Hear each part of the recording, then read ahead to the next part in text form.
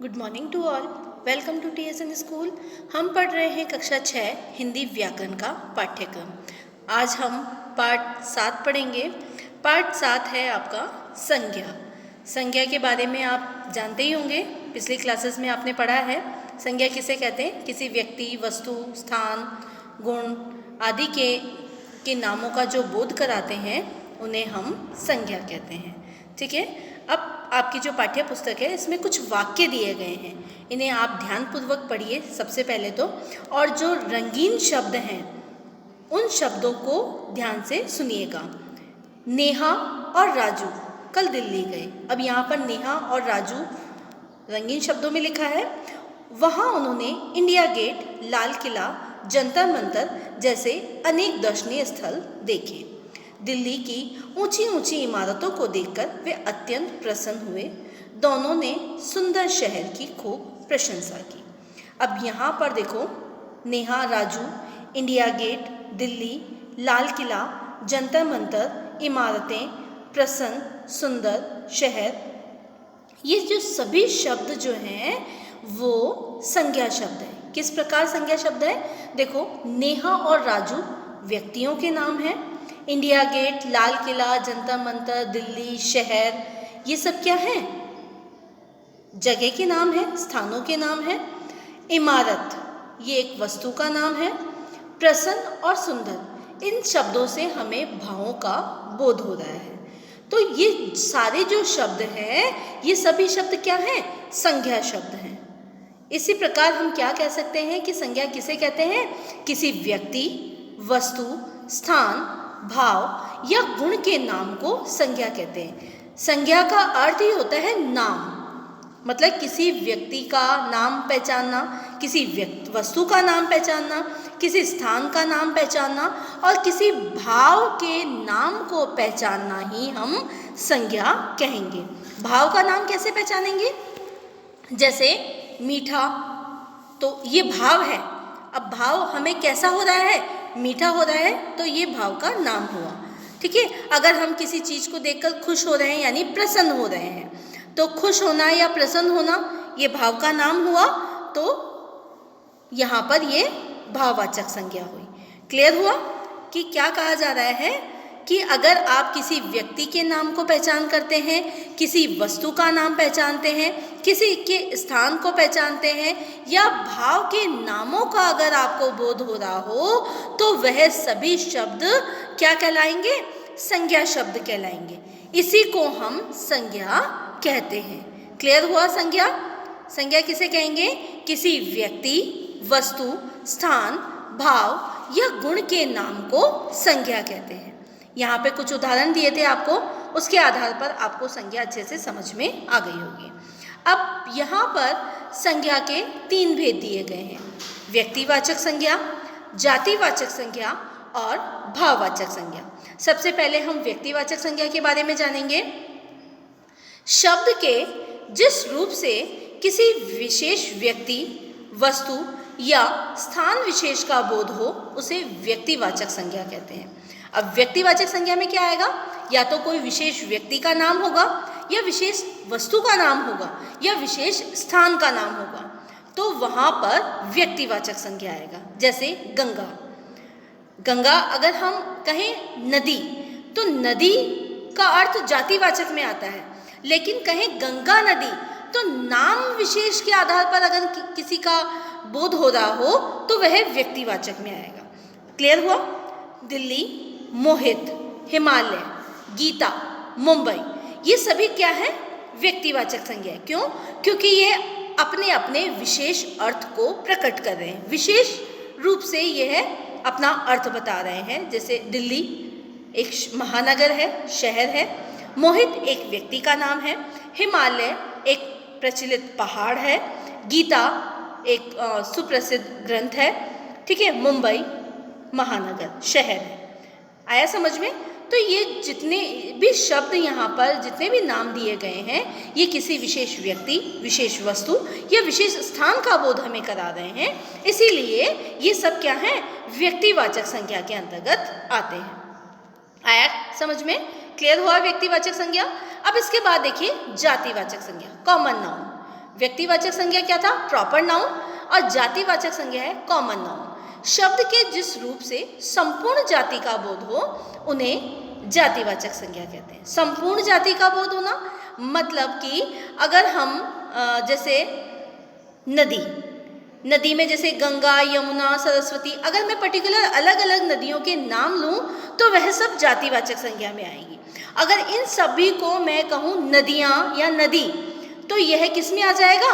जातिवाचक संज्ञा। मतलब एक ही जाति का बोध करा रही है, चाहे वो गंगा नदी हो, चाहे वो यमुना नदी हो, चाहे सरस्वती हो, गोदावरी हो, कृष्णा हो, नर्मदा हो, कोई सी भी नदी हो, अगर मैं सिर्फ उनको नदी का नाम लेकर संबोधित करूं तो वह जातिवाचक संज्ञा के अंतर्गत आएगी, और अगर उन नदी का नाम लेकर मैं संबोधित करूं तो वह व्यक्तिवाचक संज्ञा के अंतर्गत आएगी। क्लियर हुआ यहाँ तक कि जातिवाचक और व्यक्तिवाचक में क्या भेद होता है? समझ में आया कि अगर पर्टिकुलर उसका नाम लिया जाए तो वह व्यक्तिवाचक में आएगा, और एक समूह का बोध कराते हुए, समूह मतलब एक ग्रुप है ना, कि नदियों का एक ग्रुप है या फिर एक ही, चाहे कोई सी भी नदी हो, अगर उसका नाम लेकर मैं बोलूं कि ये नदी है तो वह व्यक्तिवाचक में आएगी, और अगर उसका नाम लेकर सिर्फ मैं उसके जाति का बोध करवा रही हूँ तो वह जातिवाचक संज्ञा में आएगी। इसी प्रकार घर जैसे अगर घर का नाम रखा गया है आशीर्वाद, है ना, या फिर मन्नत या कुछ भी बोल सकते हैं हम, तो वह पर्टिकुलर घर का नाम हुआ। अगर घर जैसे सैकड़ों घर होते हैं तो घर को अगर घर बोला जाए तो वह किस में आएगा? जातिवाचक संज्ञा में। इसी प्रकार मंत्री में देखो जैसे प्रधानमंत्री, है ना, मुख्यमंत्री, इस प्रकार अगर मैं नाम लेकर बोलूँ तो वो जातिवाचक में आएगा, और अगर मैं बिना नाम के सिर्फ मंत्री शब्द का नाम लेऊं तो वह जातिवाचक में आएगा। इसके बाद देखिए तीसरा आपका भेद है भाववाचक संज्ञा। भाववाचक संज्ञा में शब्द के जिस रूप से किसी व्यक्ति या वस्तु के गुण, दोष, दशा, धर्म अथवा अवस्था का बोध हो उसे भाववाचक संज्ञा कहते हैं। जैसे घृणा, प्रेम, बुढ़ापा, मानवता, करुणा, मिठास। अब यहाँ पर ये जो शब्द दिए गए हैं आपको, घृणा, प्रेम, बुढ़ापा, मानवता, ये सब क्या है? किसी व्यक्ति वस्तु के गुण, दोष का बोध करा रहे हैं। जैसे किसी व्यक्ति में कोई व्यक्ति बहुत ज़्यादा क्रूर है, नफरत है ना, उसके अंदर तो बहुत ज़्यादा घृणा है। कोई व्यक्ति बहुत ही सहनशील है, बहुत ज़्यादा प्रेम से बात करता है तो उसके लिए प्रेम शब्द है। कोई व्यक्ति ज़्यादा बूढ़ा है, वृद्धावस्था में, तो बुढ़ापा। ठीक है, किसी में बहुत अच्छी मानवता है तो मानवता, कोई व्यक्ति बहुत दयालु है तो करुणा, और किसी चीज़ में बहुत ज़्यादा मिठास है तो वो शब्द मतलब बहुत ज़्यादा मीठा है तो उसके लिए मिठास। तो ये भाव हमारे अंदर के भाव हैं। ठीक है, इसको हम फील करते हैं, महसूस करते हैं। क्लियर हुआ? अब इसके बाद ये तो आपके 3 भेद हुए, जातिवाचक, व्यक्तिवाचक और भाववाचक। इसके बाद अंग्रेजी व्याकरण के प्रभाव के कारण कुछ विद्वानों ने संज्ञा के 2 भेद और दिए हैं जो जातिवाचक के अंतर्गत ही आते हैं। वे 2 भेद कौन से हैं? एक तो है द्रव्यवाचक संज्ञा और एक है समुदायवाचक संज्ञा। द्रव्यवाचक संज्ञा में कौन से आते हैं? जो द्रव आपने पढ़े होंगे, जैसे ठोस, तरल, गैस, है ना, द्रव होते हैं ना। जिन संज्ञा शब्दों से पदार्थ या द्रव का बोध होता हो उन्हें द्रव्यवाचक संज्ञा कहते हैं। जैसे घी, सोना, ये क्या है? द्रव है ना, पदार्थ है। घी द्रव्य है और सोना पदार्थ है, धातु है ना। तो ये यहाँ पर जिन्हें हम नाप तोल सकते हैं वो द्रववाचक में आते हैं। चावल, ये भी द्रववाचक में है। जिस चीज़ को हम नाप तोल सकते हैं वो द्रववाचक संज्ञा में आएगा। क्लियर हुआ? इसके बाद है समुदायवाचक। समुदायवाचक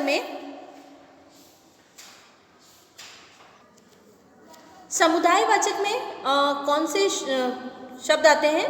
जिन संज्ञा शब्दों में से किसी समूह या समुदाय का बोध होता हो उन्हें समुदायवाचक संज्ञा कहते हैं। जैसे कक्षा, सभा, सेना, परिवार, पुस्तकालय, झुंड, भीड़ आदि। समुदाय का मतलब ग्रुप, है ना, जिससे ग्रुप का बोध हो रहा हो वे समुदायवाचक संज्ञा में आते हैं।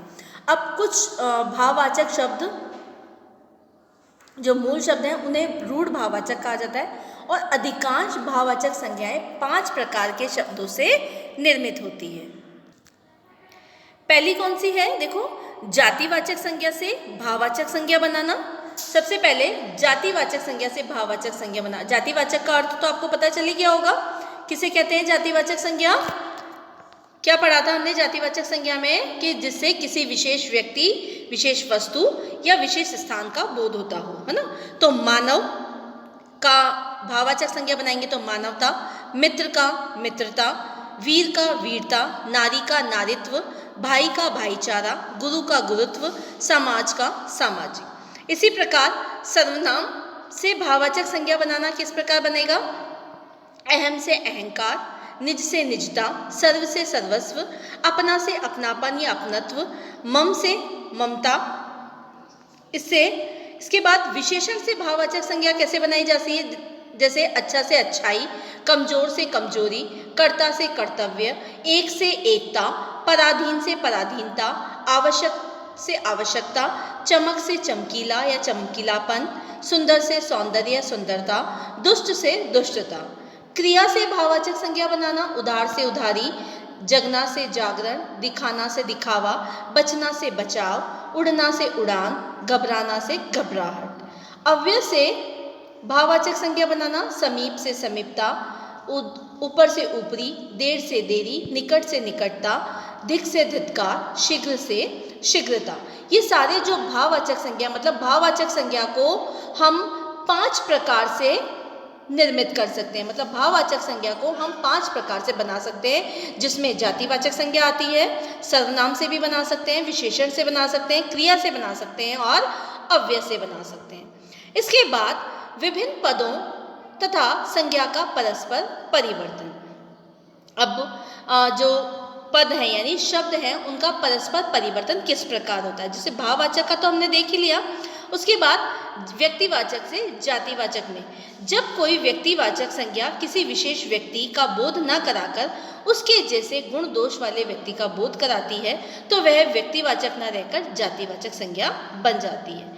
यानी क्या कहा जा रहा है कि अगर कोई व्यक्ति या विशेष जगह का या विशेष वस्तु का बोध ना कराकर अन्य व्यक्तियों का बोध कराए तो वे व्यक्तिवाचक ना रहकर क्या बन जाती है? जातिवाचक। जैसे देश को जयचंदों से सावधान। अब जयचंद यहाँ पर किसी व्यक्ति का नाम नहीं है, कोई विशेष व्यक्ति नहीं है, ठीक है, सभी देशद्रोहियों के लिए है, तो यह किस में आ जाएगा? जातिवाचक संज्ञा में आ जाएगा। इसी प्रकार सतीव्रती, है ना, सती सावित्री या सतीव्रती, तो ये सभी स्त्रियों के लिए आ रहा है, तो यह सब शब्द कौन से होंगे? जातिवाचक संज्ञा। अब जातिवाचक संज्ञा से व्यक्तिवाचक संज्ञा किस प्रकार बनेगी? जब कोई जातिवाचक संज्ञा किसी विशेष अर्थ में रूढ़ हो जाती है तो उसका उपयोग व्यक्ति या विशेष स्थान के लिए होने लगता है। जैसे नेताजी जैसी विभूतियां कभी कभी ही जन्म लेती है। तो इस वाक्य में नेता यद्यपि जातिवाचक संज्ञा, लेकिन इसमें विशेष व्यक्ति यानी सुभाष चंद्र बोस का बोध हो रहा है। नेताजी का अर्थ यहाँ पर विशेष व्यक्ति के रूप में सुभाष चंद्र बोस के रूप में किया गया है। इसके बाद भाववाचक से जातिवाचक संज्ञा बनाना।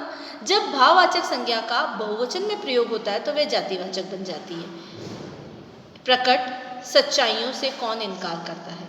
यहाँ भाववाचक संज्ञा सच्चाई है, लेकिन जब ये बहुवचन के रूप में प्रयुक्त हो गई तो यह किस में आ जाएगी? जातिवाचक संज्ञा में आ जाएगी, ठीक है। विशेषण से जातिवाचक संज्ञा बनाना। कभी कभी विशेषण भी जातिवाचक संज्ञा का रूप ले लेता है। जैसे छोटों को भी आदर करना चाहिए, वाक्य में छोटा विशेषण का प्रयोग जातिवाचक संज्ञा के रूप में किया गया है। तो आज हमने सबसे पहले तो संज्ञा के बारे में पढ़ा। संज्ञा किसे कहते हैं? किसी व्यक्ति, वस्तु, स्थान, गुण के नाम को संज्ञा कहते हैं। संज्ञा के 3 भेद दिए गए हैं, जातिवाचक संज्ञा, व्यक्तिवाचक संज्ञा और भाववाचक संज्ञा। और इसके अलावा इसके और 2 भेद माने गए हैं, द्रव्यवाचक संज्ञा और समुदायवाचक संज्ञा। और अधिकांश भाववाचक संज्ञा को 5 प्रकार के शब्दों से निर्मित किया जाता है, जिसमें जातिवाचक संज्ञा से कर सकते हैं, सर्वनाम से कर सकते हैं, विशेषण से, क्रिया से और अव्यय से कर सकते हैं। क्लियर हुआ यहाँ तक का? तो अब आपको ये जो संज्ञा है बहुत अच्छे से याद करनी है। धन्यवाद।